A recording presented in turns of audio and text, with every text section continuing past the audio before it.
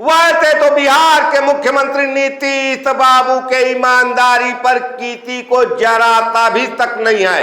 यहां तक कि प्रशांत किशोर को भी जराता तक नहीं है कि नीतीश बाबू ईमानदार नहीं है। और लंबे समय तक उनके मुख्यमंत्री रहते हुए बिहार की कानून व्यवस्था इतनी अच्छी हो गई थी कि उनका नाम ही सुशासन बाबू पड़ गया।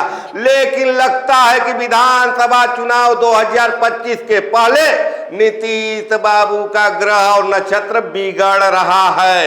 एनडीए में उनके ही सहयोगी चिराग पासवान नीतीश कुमार सरकार के कानून व्यवस्था पर सवाल उठा रहे हैं और कह रहे हैं कि बिहार जंगल राज पार्ट 2 की तरफ बढ़ रहा है। और प्रशांत किशोर ने तो मानो कि भ्रष्टाचार के मुद्दे पर नीतीश कुमार सरकार के मंत्रियों का धागा ही खोल दिया है। एक एक मंत्री पर ताबड़तोड़ प्रेस कॉन्फ्रेंस कर रहे हैं और पोल पट्टी खोल रहे हैं। इसके बाद सबसे बड़ा सवाल उठता है कि आज नीतीश कुमार रिकॉर्ड 10वीं बार सीएम पद की कुर्सी का शपथ ले पाएंगे। और उससे भी बड़ा सवाल उठ रहा है कि नीतीश कुमार सरकार की चुनाव से ठीक पहले इतनी फजीहत क्यों हो रही है। आज के वीडियो में मैं इन सब बातों से पर्दा उठाऊंगा। नमस्कार, मैं पंकज कुमार और आप देख रहे हैं खबरों के खिलाड़ी। जैसा कि आप सभी को पता होगा कि चिराग पासवान नीतीश कुमार सरकार के कानून व्यवस्था पर सवाल उठा रहे हैं और प्रशांत किशोर नीतीश कुमार के मंत्रियों का पोल पट्टी खोल रहे हैं। किन किन मंत्रियों का पोल पट्टी खोल रहे हैं? पोल पट्टी खोल रहे हैं भ्रष्टाचार के मुद्दे पर जदयू के नेता अशोक चौधरी का। अशोक चौधरी नीतीश कुमार के बड़े ही करीबी बताए जाते हैं और प्रशांत किशोर लंबा चौड़ा भ्रष्टाचार का उनका चिट्ठी और पतरा दोनों खोल रहे हैं। जवाब नहीं दे पा रहे हैं नीतीश बाबू, जवाब नहीं दे पा रहे हैं अशोक चौधरी। मैं नीतीश बाबू जवाब नहीं दे पा रहे हैं इसलिए कह रहा हूं कि नीतीश कुमार की जीरो टॉलरेंस की नीति रही है। उनके सरकार के किसी भी मंत्री पर छोटा सा भी भ्रष्टाचार का आरोप लगा तो मंत्री 24 घंटे तक अपने पद पर टिका नहीं रह पाया और बहुत ज्यादा लंबा समय खिंचा तो ये समय 48 घंटे जाता है। लेकिन आज के तारीख में अशोक चौधरी पर जनता दल यू का कोई बयान नहीं आ रहा है। बयान आ रहा है, जनता दल यू के प्रवक्ता नीरज कुमार कह रहे हैं कि अशोक चौधरी अपनी स्थिति स्पष्ट करें, लेकिन अशोक चौधरी मानहानि का नोटिस भेज रहे हैं। खैर ये सब खबर आप जानते होंगे, लेकिन मैं आपको इस वीडियो में जो बताने जा रहा हूं कि नीतीश सरकार की फजीहत क्यों हो रही है और कौन कौन करा रहा है और जो करा रहा है उसका इतिहास क्या है। बात करते हैं बिहार के डिप्टी सीएम सम्राट चौधरी की।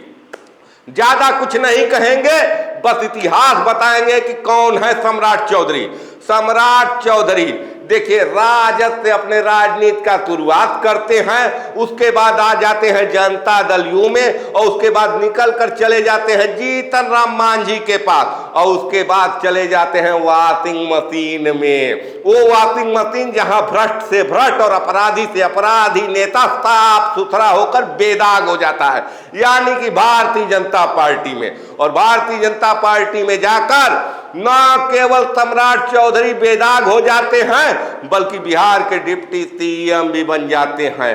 अब हम बात करेंगे दिलीप जायसवाल, बिहार भाजपा के प्रदेश अध्यक्ष।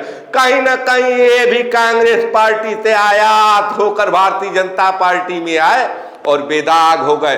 हालांकि आज के तारीख में प्रशांत किशोर सारे बेदाग नेताओं के सफेद दामन पर छींटे मार रहे हैं। हम बात कर रहे हैं संजय जायसवाल की। संजय जायसवाल पूर्व भाजपा अध्यक्ष, ये भी कहीं न कहीं कभी कांग्रेस में सियासत किए थे और आज के तारीख में वॉशिंग मशीन में जाकर ये भी साफ हो चुके हैं। लेकिन छींटे आज के तारीख में प्रशांत किशोर इन पर भी मार रहे हैं। अब हम बात कर लें जदयू नेता अशोक चौधरी की। अशोक चौधरी भी उसी कांग्रेस से निकलकर जदयू में आए हैं जिस कांग्रेस पर भ्रष्टाचार के बड़े बड़े आरोप पहले लगते थे, आज के तारीख में वो जदयू में आकर एक ईमानदार नेता हो गए हैं। लेकिन प्रशांत किशोर ने सारे ईमानदार नेताओं का धागा खोल दिया है, पोल पट्टी खोल दिया है। और निश्चित रूप से आगामी विधानसभा चुनाव में प्रशांत किशोर के इन आरोपों का बड़ा असर होने जा रहा है और कहीं न कहीं प्रशांत किशोर के इन आरोपों का फायदा तेजस्वी यादव को मिलने जा रहा है।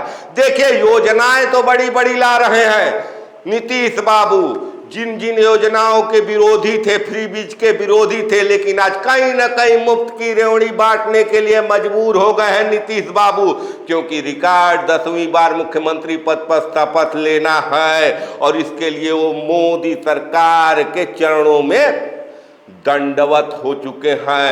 लेकिन मोदी सरकार के ही मंत्री, मोदी सरकार के ही नेता कहीं न कहीं बिहार में भारतीय जनता पार्टी की फजीहत करा रहे हैं, प्रशांत किशोर के ग्राफ को ऊपर की तरफ ले जा रहे हैं। और इन सब के बीच में तेजस्वी यादव सरपट अपनी यात्रा चला रहे हैं। कांग्रेस की पैनी नजर है कि वोट बैंक में कोई भी छिटकाव हो, बिखराव हो तो उसका फायदा लिया जाए, और इसमें सफल होते हुए दिख रहे तेजस्वी यादव और महागठबंधन। और इन सब के बीच में जो भी सर्वे एजेंसियां सर्वे कर रही हैं, प्रशांत किशोर का ग्राफ हमेशा ऊपर की तरफ जा रहा है और निश्चित रूप से प्रशांत किशोर जितना ऊपर जा रहे हैं, भारतीय जनता पार्टी एनडीए उतना ही गर्त में जा रही है।